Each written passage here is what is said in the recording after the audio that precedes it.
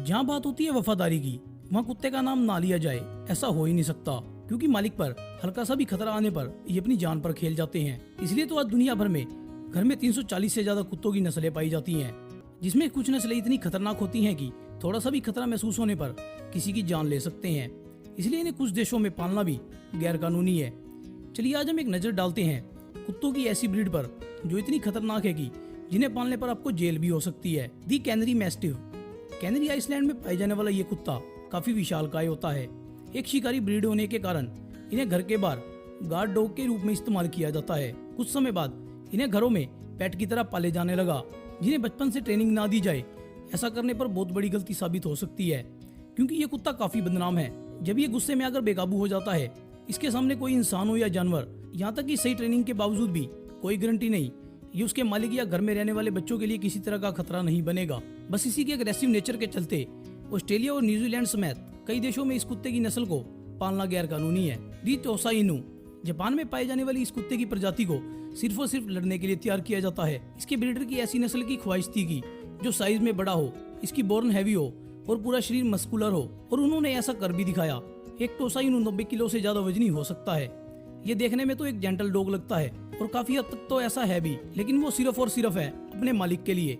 कुत्तों की नस्ल अपने ओनर को लेकर काफी प्रोटेक्टिव होती है और किसी दूसरे व्यक्ति को उनके पास भटकने भी नहीं देती। इसलिए इसे पालने वाले का अनुभव भी होना चाहिए। हालांकि इसे सही ट्रेनिंग देकर पाला जा सकता है, लेकिन दुनिया भर के कई देशों में पैसे कमाने के लिए सुमो फाइटिंग और डेथ मैच जैसे खेल भी खेले जाते हैं, जिसके लिए डॉग को अग्रेसिव बनाने के लिए इन पर अत्याचार किया जाता है, जिसके चलते ये इतने खूंखार बन जाते हैं कि ये इंसानों के लिए भी बहुत बड़ा खतरा बन जाता है।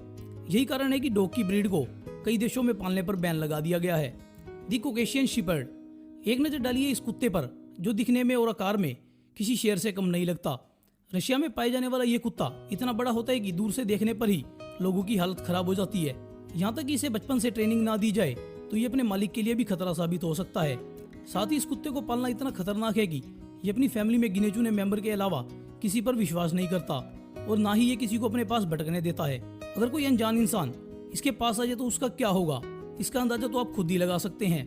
यह कुत्ता इतना खतरनाक है कि इसका अंदाजा इसी से लगाया जा सकता है कि जहाँ पर इस नस्ल को पैदा किया गया था, उस देश में पालना इसको बिल्कुल बैन कर दिया गया। टिबेरियन मैस्टिफ। जहाँ बात हो रही हो खतरनाक कुत्तों की, उस देश में टिबेरियन मैस्टिफ का नाम ना आए ऐसा तो हो ही नहीं सकता।